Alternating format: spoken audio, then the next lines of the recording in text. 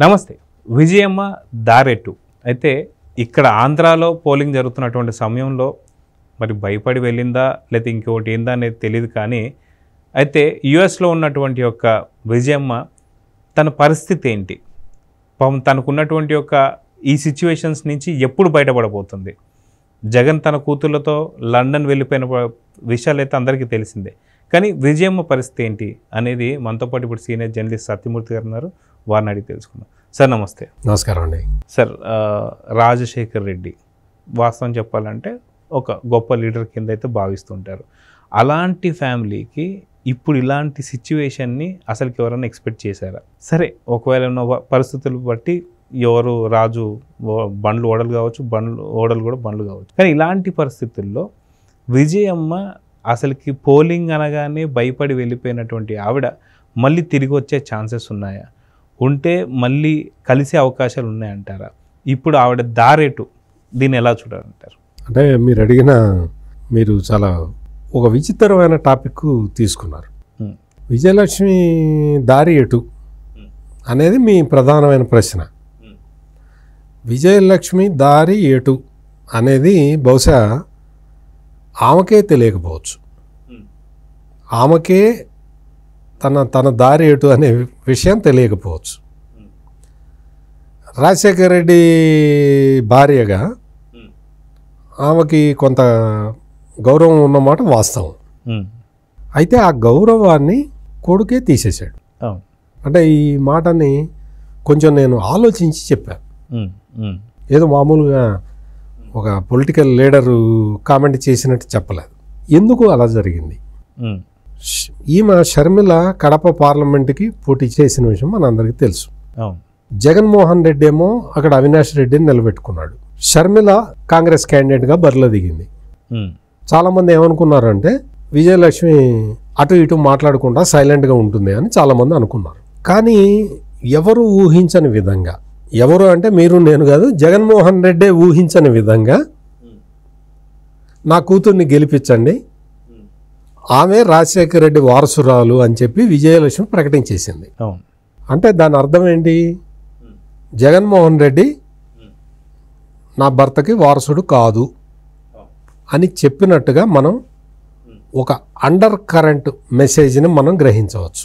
అది కూడా లాస్ట్ ప్రచారానికి ఈరోజు సాయంత్రం 5 ముగుస్తుందనగా రిలీజ్ చేసిన వీడియో. అంటే అప్పటిదాకా ఎంత భయపడుతూ ఈ వీడియోని రిలీజ్ చేయకుండా ఆపింది అనేది అర్థమవుతుంది. అంటే ముందరే డెసిషన్ తీసుకొని ఉంటారు. ఎందుకు అంటే షర్మిల అక్కడ ప్రాణాలకి తెగించి పోరాడుతున్నది. షర్మిలకి అదృష్టం ఏంటి అంటే సునీత కూడా ప్రాణాలకి తెగించి బయటకు వచ్చింది. షర్మిలకి ఇంకొక అదృష్టం ఏంటంటే తన మర్డర్ అయిపోయిన తన బాబాయి భార్య వివేకానంద రెడ్డి భార్య, ఆమె కూడా ప్రాణాలకి తెగించి ప్రచారానికి వచ్చింది. వీళ్ళ ముగ్గురు ఒకవైపు ఉన్నారు.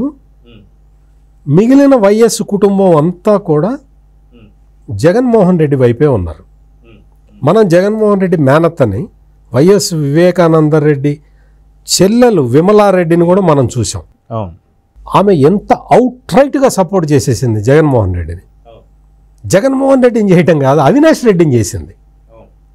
సిబిఐ తన ఛార్జ్ షీట్లో ఏ 8గా పెట్టినా అవినాష్ రెడ్డికి మేనత్త విమలమ్మ అవుట్ రైట్గా సపోర్ట్ చేసింది. మరి విజయలక్ష్మి ఏం చేయాలి? విజయలక్ష్మి ఏం చేయాలి? తన కుమార్తె, తన మరిది కుమార్తె ప్రాణాలకి తెగించి పోరాడుతున్నప్పుడు తన తోడికోడలు వచ్చి వాళ్ళిద్దరిని సపోర్ట్ చేస్తున్నప్పుడు తన ధర్మం ఏంటి అని ఆలోచించుకొని ఉంటుంది. ఆమె నుంచి ఆ స్టేట్మెంట్ రాకుండా ఉండటానికి జగన్మోహన్ రెడ్డి చాలా ప్రయత్నాలు చేసి ఉంటాడు.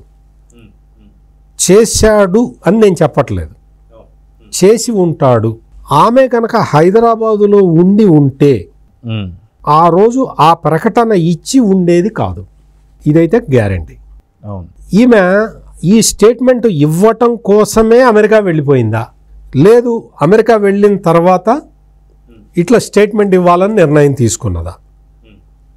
ఏది ఏమైనా కానీ ఇప్పుడు మళ్ళీ రాష్ట్రంలో జగన్మోహన్ రెడ్డి గెలిచే పరిస్థితి లేదు కాబట్టి జగన్మోహన్ రెడ్డి తన చెల్లెల మీద, తన బాబాయ్ వివేకానందరెడ్డి కూతురు సునీతారెడ్డి మీద, తన తల్లి విజయలక్ష్మి మీద కోపం పెంచుకోవటానికే అవకాశం కనపడుతున్నది. జగన్మోహన్ రెడ్డి కోపం పెంచుకుంటాడు, వాళ్ళని ఇది చేస్తాడని నేను చెప్పట్లేదు. జగన్మోహన్ రెడ్డి మీద షర్మిల, అంటే జగన్మోహన్ రెడ్డి నిలబెట్టిన క్యాండిడేట్ మీద షర్మిల పోటీ చేయటంతో జగన్మోహన్ రెడ్డి పరువు పోయింది రాష్ట్ర వ్యాప్తంగా. ఆ తర్వాత ప్రచార సమయంలో షర్మిల చెప్పిన విషయాలతోటి జాతీయ స్థాయిలో జగన్ పరువు పోయింది.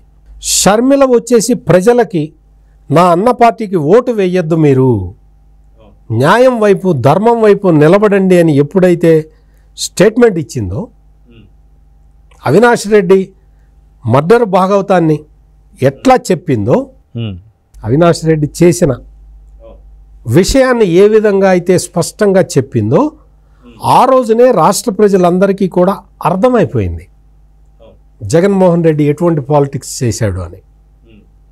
పైగా అవినాష్ రెడ్డి చాలా చిన్న పిల్లవాడు, చాలా మంచివాడు, చాలా తనకు కావలసిన వాడు, సౌమ్యుడు అన్న పదం అవినాష్ రెడ్డికి వాడినట్టు లేడు.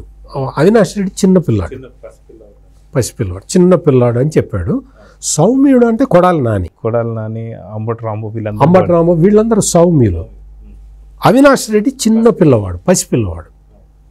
అందుకని పసిపిల్లవాడు చాలా అమాయకుడు కాబట్టి అతన్ని నేను నిలబెట్టాను, అతనికి నేను సపోర్ట్ చేస్తున్నాను అని జగన్మోహన్ రెడ్డి చెప్పిన మాటలతోటి ప్రజలందరూ కూడా విభేదించారు. ఈ వాతావరణాన్నంతా మనం చూసాం కాబట్టి రాష్ట్రంలో మొత్తం జగన్మోహన్ రెడ్డి వ్యతిరేకమైన వాతావరణం ఏర్పడటానికి తెలుగుదేశం పార్టీ కార్యకర్తలు, తెలుగుదేశం పార్టీ నాయకులు, లోకేష్ యువగళం పాదయాత్ర, చంద్రబాబు నాయుడు అలుపెరగని పోరాటం ఒక ఎత్తు అయితే, షర్మిల, సునీత చెప్పినవి కూడా దానికి కాంట్రిబ్యూట్ చేసినాయి. ఇన్ని రోజుల నుంచి తెలుగుదేశం చెప్తున్నది ఇదే కదా, తెలుగుదేశం చెబుతున్నప్పుడు మనం నమ్మలేదు. ఈ రోజున చెల్లెళ్ళు చెప్తున్నది ఇదే, అదే విషయాన్ని చెల్లెళ్ళు చెప్తున్నారు అని ప్రజలందరూ కూడా తెలుగుదేశం వైపు ఆలోచించడానికి ఆస్కారం ఏర్పడ్డది. ఈ లాజిక్లన్నీ జగన్మోహన్ రెడ్డికి కూడా తెలుసు కాబట్టి చెల్లెళ్ళిద్దరి మీద, తల్లి మీద కూడా అతను కోపం పెంచుకోవటానికి అవకాశం ఎక్కువ కనపడుతూ ఉన్నది. అయితే చూద్దాం సార్, ఖచ్చితంగా విజయమ్మ గారు ఈ పోలింగ్ సంబంధించి రాలేకపోయినా సరే రిజల్ట్స్ తర్వాతనా సరే వచ్చి షర్మిలతో పాటు కలిసి ఉంటారా లేదా అనేది మాత్రం నిజంగా భగవంతుడు డిసైడ్ చేయాలి. చూద్దాం ఏం జరగబోతుంది. నమస్తే. నమస్కారం.